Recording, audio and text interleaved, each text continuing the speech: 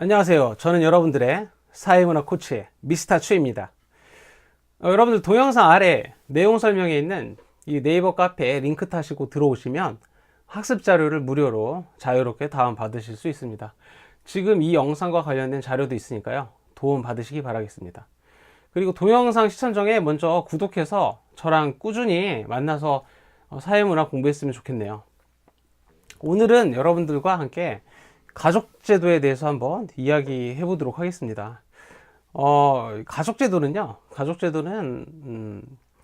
수능에서 나온다면 도표 통계 분석 문제로 나올 가능성이 있습니다. 그러니까 개념을 다 알고 있다는 전제하에서 나올 가능성이 있고요. 그렇기 때문에 이제 그리고 가족을 보는 기능론과 갈등론 뭐 이 정도 나올 수 있다라고 볼 수 있는데, 어쨌거나 가족제도에 대한 이 개념을 알아둘 필요가 있기 때문에 선생님하고 함께 공부해 보도록 하겠습니다.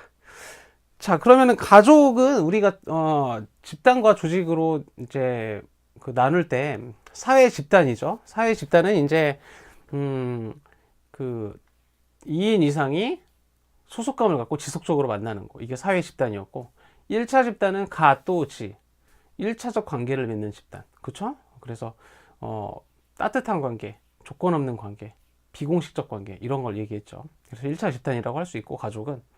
그리고 인위적으로 만들지 않은 거죠.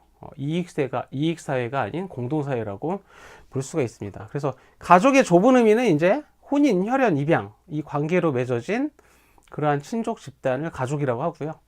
넓은 의미로는 요즘에 이제 취미를 공유하거나 같은 아픔을 갖고 있거나 같은 질병을 갖고 있거나 뭐 이런 사람들이 모여서 가족이다라고 이제 하는 뭐 생활 공동체, 이런 거를 이제 가족이라고 하는 경향이 있습니다. 최근에 들어서 넓은 의미의 가족이 더 많아지고 있다고 하죠. 그래서 예를 들면은 뭐 위안부 할머니들이 모여 사는 나눔의 집, 그 할머니들께서는 같은 아픔을 공유하신 같은 가족이다, 뭐 이런 예를 들 수 있겠네요. 그리고 이제 여러분들 가족의 종류에 따라서 이제 뭐 그 소가족, 대가족 이렇게 얘기하는데, 소가족은 보통 2명에서 4명, 그리고 이제 대가족은 5명 이상 이렇게 될 때 여러분들 보통 그 대가족이다라고 할 수 있겠습니다. 5명 이상일 때. 그리고 여러분들 주의해야 될 거, 혼자 사는 거는 가족이 아닙니다. 혼자 사는 거는 1인 가구입니다. 그래서 혼자 사는 거는 가족이 아니다라는 거 여러분들 기억을 하셨으면 좋겠습니다. 자, 그 다음에 이제 여러분들 핵가족은 1세 핵가족과 확대 가족의 개념이 굉장히 중요한데, 여기서 핵가족이라고 하는 거는 첫 번째 케이스, 부부끼리만 살 경우, 1세대 같은 세대 부부끼리만 살 경우 핵가족이라고 할 수 있고요.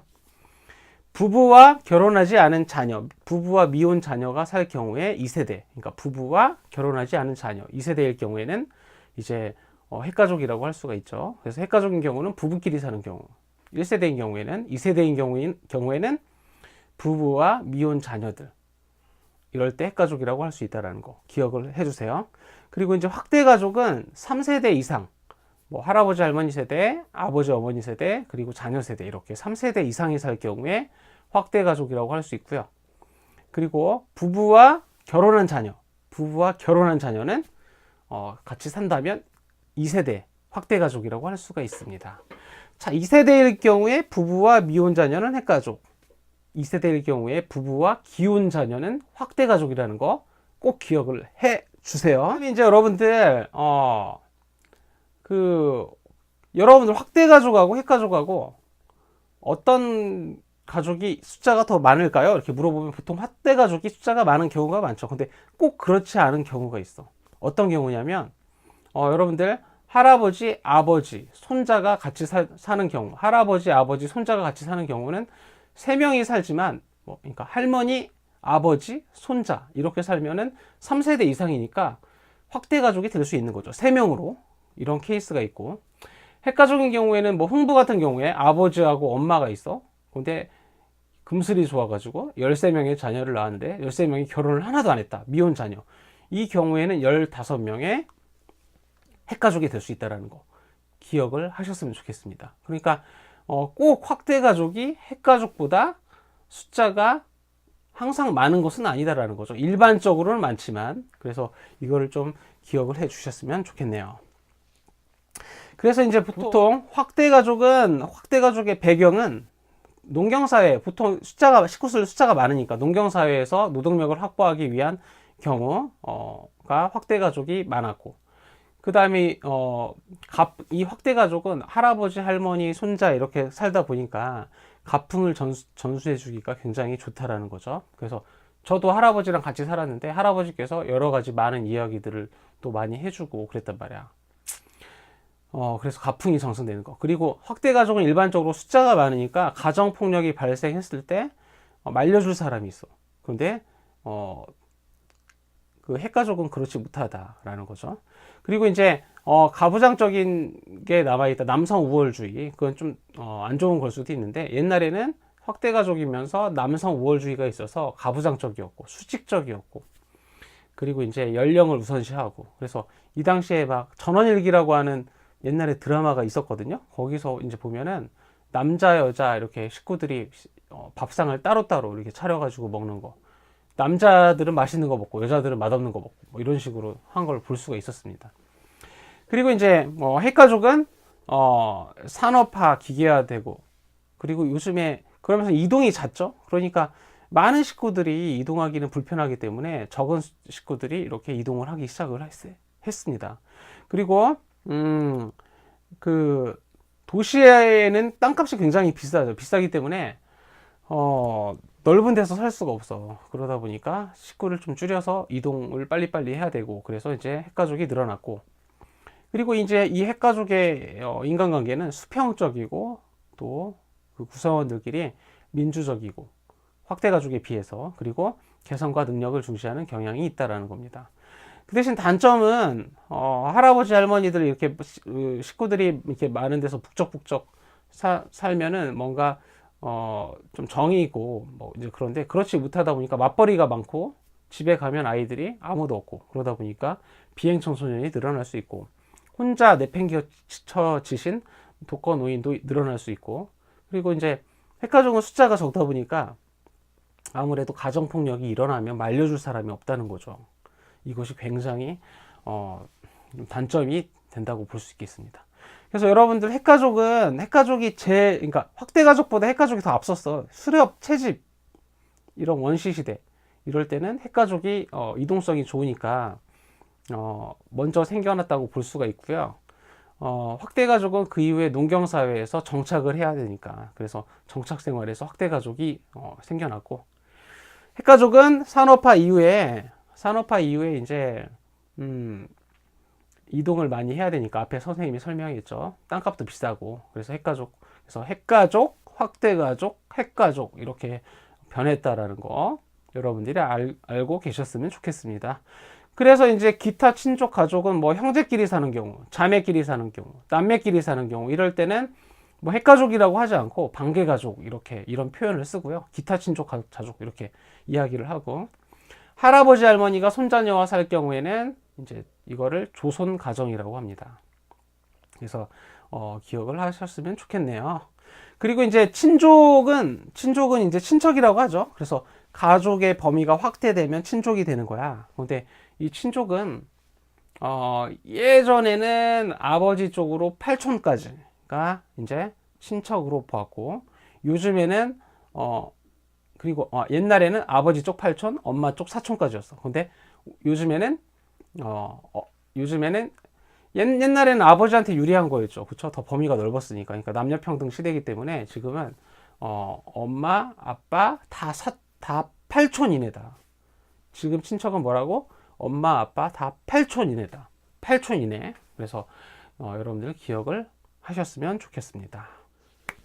자, 그리고 이제 가족의 기능의 변화를 한번 보겠습니다. 여러분들 전통적 기능은 당연히 뭐 구성원의 재생산, 출산이 이루어져야 사회가 유지가 되겠죠. 그것이 진짜 중요하고, 그렇지만 오늘날의 출산율이 떨어지고 있어서 인구가 감소하고 있습니다. 저출산, 우리나라의 진짜 심각한 문제죠.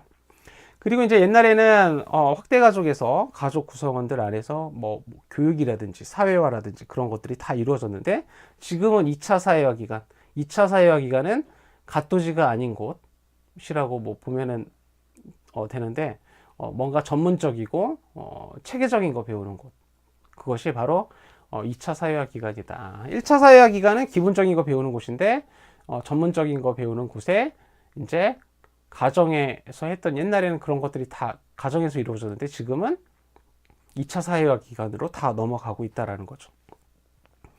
그래서 보면은, 그리고 옛날에 그 가족에서 남자는 씩씩해야 되고 뭐 여자는 조신해야 되고 뭐 이러한 것들이 이렇게 가르쳤어. 근데 지금은 그렇지 않죠.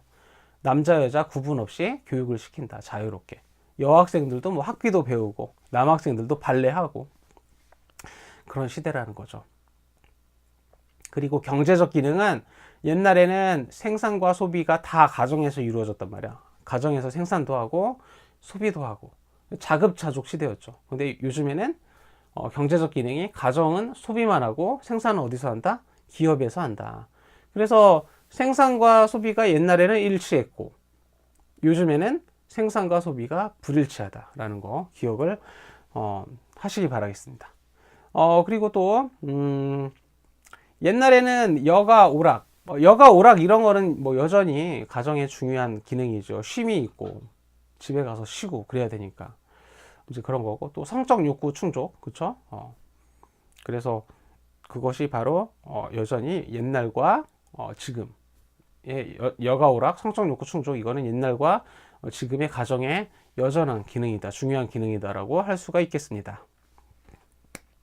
자, 그 다음에 이제 미래사회의 다양한 가족을 한번 보도록 합시다. 자, 그래, 지금도 뭐 있는 거죠. 지금도 있고, 미래사회에 더 이제 활성화될 가족. 이제 이거는 굉장히 시대마다 이제 신조어가 나타나는데, 대표적인 것만 선생님이 간단하게 소개를 해 드리도록 하겠습니다.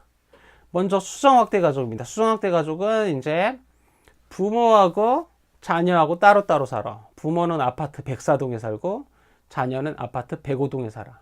근데 그 딸이 이제 가깝게 지내면서 엄마한테 자녀도 맡기고, 일하러 가기 전에 자녀 맡기고, 또 일하고 나서 자녀 찾아오고, 그리고 반찬도 갖다 먹고 교류를 활성화하는 거죠. 그러니까 근처에 살면서 핵가족, 그러니까 뭐 그 아버지 어머니 세대 핵가족, 자녀 세대 핵가족이 근처에 살면서 교류를 자주 하는 형태, 이것이 바로 수성 확대 가족입니다.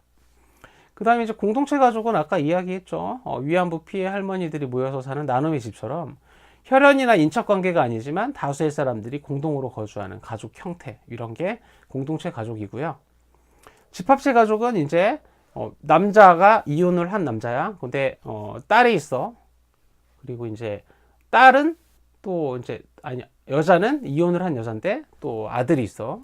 이 이혼녀, 이혼남이 서로 다시 뭐 좋아하게 돼서 결혼을 했어. 그러면 이혼한 가정끼리 다시 집합을 하는 거죠. 그래서 이러한 형태, 이게 바로 집합체 가족입니다.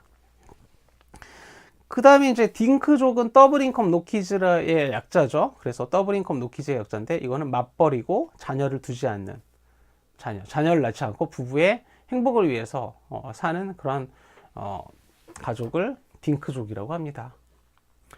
자, 여러분들 이 동영상 보시고 어떻게 도움이 되셨는지 모르겠습니다. 여러분들 도움이 되셨으면 구독하기 눌러주셔서 미스터추 저와 함께 계속 공부를 했으면 좋겠네요.